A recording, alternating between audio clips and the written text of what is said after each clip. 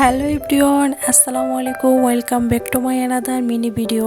অনেক দিন পরে একটা ডেইলি ভিডিও নিয়ে তোমাদের মাঝে চলে এসেছি। আই হোপ তোমরা অনেক বেশি ভালো আছো। আমার সারাবেলা কিভাবে কাটে সেগুলো আজকে শেয়ার করব এই ভিডিওতে। আজকে সকালটা শুরু করেছে একদম শান্তভাবে নিজের মতো করে। জানালার পর্দা সরিয়ে বাইরের দিকে তাকিয়ে দেখলাম মিষ্টি রোদ, হালকা বাতাসে গাছের পাতাগুলো দুলছে। এমন একটা সকাল দেখলে মনটা এমনিতেই ভালো হয়ে যায়। তো অনেকক্ষণ ধরে ঘুম থেকে উঠে জানালার পাশে একটু দাঁড়িয়েছিলাম আর মিষ্টি সকালটা একটু উপভোগ করে নিলাম। তারপর চলে আসলাম ফ্রেশ হতে। যতই বলি না কেন যে আজকের দিনটা একটু অলসভাবে কাটাই, বাট নিজের মতন করে কাটাই, তবে হ্যাঁ, এটা তো প্রতিদিন হয়ে থাকে না। তবে আমার জন্য মাঝে মধ্যে এটা হয়ে থাকে। বাই দ্য ওয়ে, তখন একটু কিচেনের অবস্থা খুবই বাজে হয়ে যায়। কিচেন থেকে আমাদের গৃহিণীদের জন্য কখনোই ছুটি থাকে না।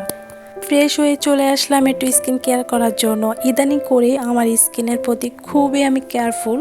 মানে আগে যদিও বা আগে করতাম না, তবে এখন অনেকটাই আগ্রহী আছে যে স্কিনটা ভালো রাখতে হবে। এত কিছু হাবিজাবি আমি ইউজ করি না, বেসিক যেগুলো না করলে নাই, বাট সেগুলো তো অবশ্যই এখন করা হয়। বাই দ্য ওয়ে, আগে তো এমনিতেই পরে থাকতাম, কোনো যত্ন ছিল না, তবে এখন ঠিকই যত্ন করতে থাকি।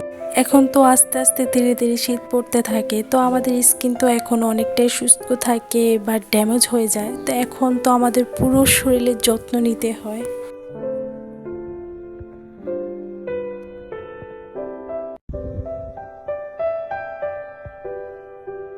চলে আসলাম নিজের বেডটা একটু গুছিয়ে নিব। তো চাদরটা আমি উঠিয়ে নিচ্ছি, তো সেটা ক্লিনই ছিল, তো আমি অন্য বেডে বিছিয়ে নিব।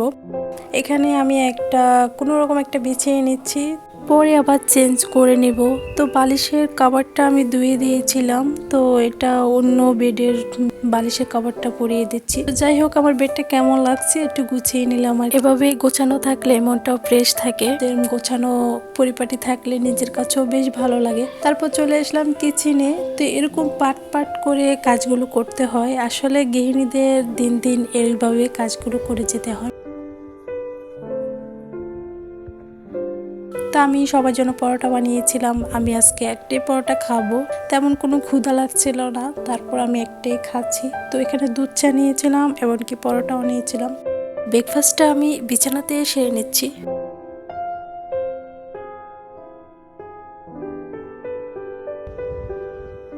আমার কাছে বরাবরে দুধ চা দিয়ে পরোটা খেতে ভীষণ ভালো লাগে। তো বরাবরে আমি চায়েরও পাগল, বাট আজকে চাটা কিন্তু অনেক মজাই হয়েছে, তো আমি অনেক তৃপ্তি করে খেয়েছি।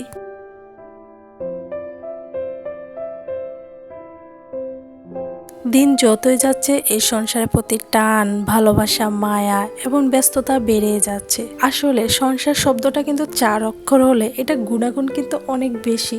কারণ এখানে সবার মন রক্ষা করে চলতে হয়, অনেক কিছু স্যাক্রিফাইস করে চলতে হয়, এমনকি সবার মন রক্ষা করার জন্য কত কি না করতে হয় বলেন।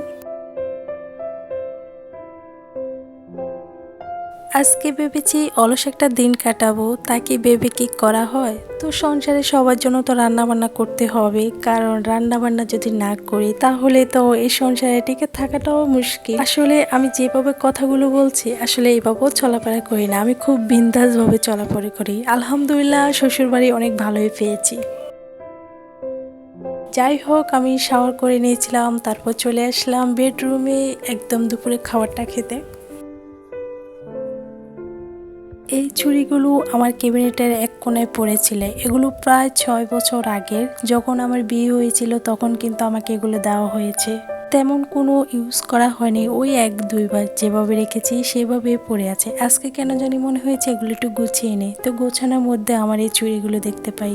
আমার বিয়ের অনেক কিছু আমি এখনো ইউজ করি, এখনো অনেক কিছু রয়েও গেছে, এগুলো কিন্তু এখনো খুলি কিন্তু দেখিই নেই। হয়তো এই চুড়িগুলো অল্প কয় টাকা, কিন্তু একজন বিবাহিত নারীর কাছে এটার মূল্য অনেক। কিন্তু চুড়িগুলো দেখলেই মনে হয়ে যায় আমি কারো বিবাহিত স্ত্রী। আসলে এই কথাটা কিন্তু আমার কথা না, আমি একটা ভিডিওর মাধ্যমে দেখলাম, তোমাদের সাথে শেয়ার করলাম। চলে আসলাম রাতে, তো স্কিনটা একটু ক্লিন করে তারপর আমি নাইট ক্রিমটা একটু ইউজ করব। এই ক্রিমটা হয়তো বা আমি পারচেস করেছি বিন্দিয়া সাজগদ থেকে, কিন্তু আমার কোনো প্রকারে উপকার জিনিসটা আমি পাইনি, তারপর আমি দিচ্ছি।